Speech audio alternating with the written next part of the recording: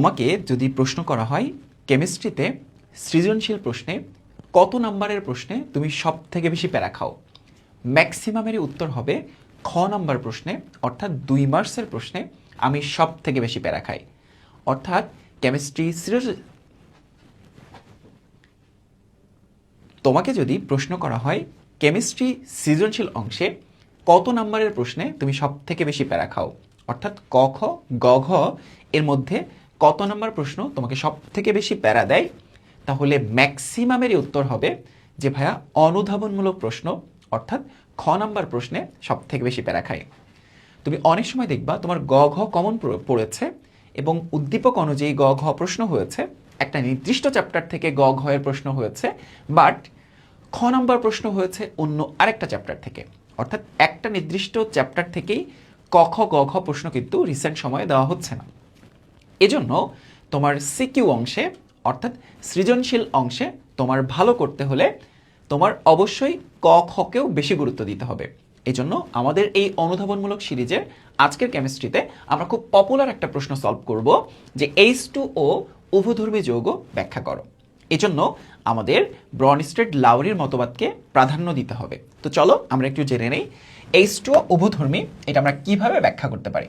তো H2O যে উভধর্মী এটা ব্যাখ্যা করার জন্য সবার আগে কি দরকার?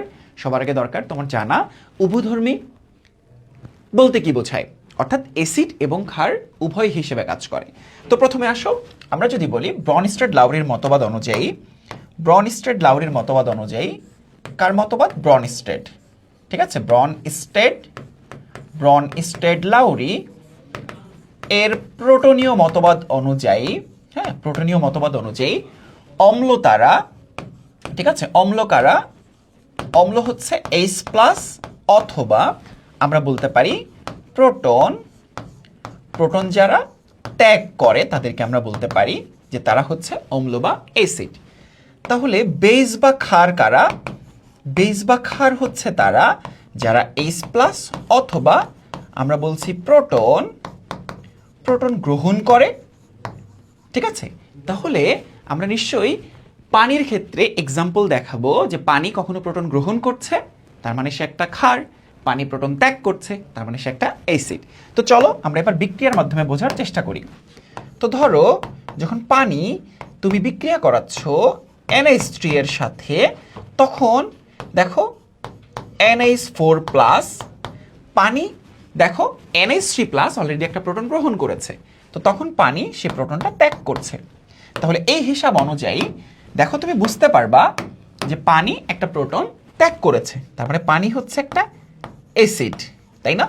অ্যামোনিয়া একটা প্রোটন গ্রহণ করেছে NH3+H+, তাহলে এইটা হচ্ছে একটা ক্ষার। এবার তোমাকে আরেকটা রিয়াকশন দেখায়, ধরো পানির সাথে HCl এর রিয়াকশন, তখন কি হচ্ছে দেখো, পানি দেখো H3O+ এ পরিণত হচ্ছে আর এদিকে ক্লোরাইড আয়নে পরিণত হচ্ছে।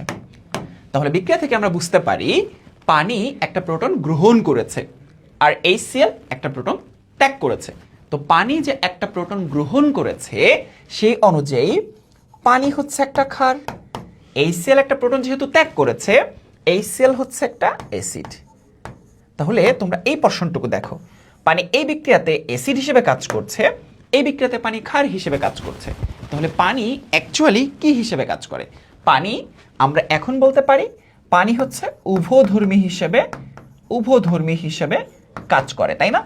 এবং এই মতবাদটা জানার জন্য আমাদের ব্রনস্টেড লাউরির মতবাদের হেল্প নিতে হয়েছে।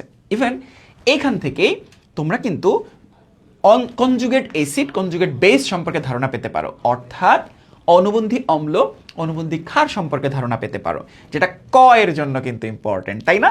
দেখো একটা অ্যাসিড যখন একটা প্রোটন ত্যাগ করে ফেলেছে তখন যে ক্ষারে পরিণত হয়েছে সেই ক্ষারটা ওই অ্যাসিডের অনুবন্ধী ক্ষার। আবার একটা ক্ষার যখন একটা প্রোটন গ্রহণ করেছে তার মাধ্যমে যে অ্যাসিডে পরিণত হয়েছে সেই অ্যাসিডটা এই ক্ষারের অনুবন্ধী অ্যাসিড, ঠিক আছে। তাহলে তোমরা আমাকে বলো যে এখানে অনুবন্ধী অ্যাসিড কোনটা, অনুবন্ধী ক্ষার কোনটা, সেটা কমেন্ট বক্সে তোমরা জানাবা, ঠিক আছে। 2 নম্বর বিক্রিয়াতে কোনটা অনুবন্ধী অ্যাসিড এবং কোনটা অনুবন্ধী ক্ষার সেটা তোমরা কমেন্ট বক্সে জানাবা। এবং এর মাধ্যমে আমরা অ্যাসিড কাকে বলে, ক্ষার কাকে বলে জানলাম, ব্রনস্টেড লাউরির মতবাদ জানলাম, পানি পানি যে একটা উভধর্মী পদার্থ সেটা আমরা জানলাম। তোমরা বাসায় যেটা প্র্যাকটিস করবা সেটা হচ্ছে SO4 মাইনাস, এটাও যে উভধর্মী, এটা তোমরা বাসায় HW করবা, ঠিক আছে? এটা বাসায় HW করবা। এবং এটা কিন্তু একটা হট ইম্পর্টেন্ট প্রশ্ন, অনেকগুলো বোর্ডে এসেছে, ঠিক আছে? এটা তোমাদের বাসায় HW। সো এই যে দেখো আমরা যে প্রশ্নটা পড়লাম, এই টাইপের যত ধরনের কেমিস্ট্রির অর্থাৎ অনুধাবনমূলক প্রশ্ন রয়েছে এবং একই সাথে ক খ গ ঘ সহ যত বেসিক রয়েছে সেগুলো আমরা আমাদের পাওয়ার প্লে প্রোগ্রামে পড়াচ্ছি। এবং এই মুহূর্তে তোমরা PP1000 এই প্রোমো কোডটি ব্যবহার করার মাধ্যমে পাওয়ার প্লে প্রোগ্রামে 1000 টাকা ডিসকাউন্ট পেয়ে যাচ্ছ। সো তোমরা 26 বছর যারা রয়েছে শেষ মুহূর্তের প্রস্তুতি গোছানোর জন্য অনেক বেশি প্যারা খাচ্ছ, তোমাদের জন্য ওয়ান স্টপ সলিউশন হচ্ছে পাওয়ার প্লে প্রোগ্রাম। সেখানে এরকম দারুণ দারুণ কনসেপ্ট তো তোমরা পাবেই, সাথে তোমার সকল সাবজেক্ট রিভিশনের জন্য একটা দারুণ প্যাকেজ পাবে। সো তোমাদের সবার সাথে দেখা হচ্ছে আমাদের পাওয়ার প্লে প্রোগ্রামের কেমিস্ট্রি ক্লাসে। এরকম আরও মজার মজার কনসেপ্ট সেখানে আমি শেখাবো তোমাদের এয়ার ভাইয়া। আর হ্যাঁ, ঝটপট কমেন্ট বক্সে যে প্রশ্নটা করেছি সেটার উত্তর করে ফেলো।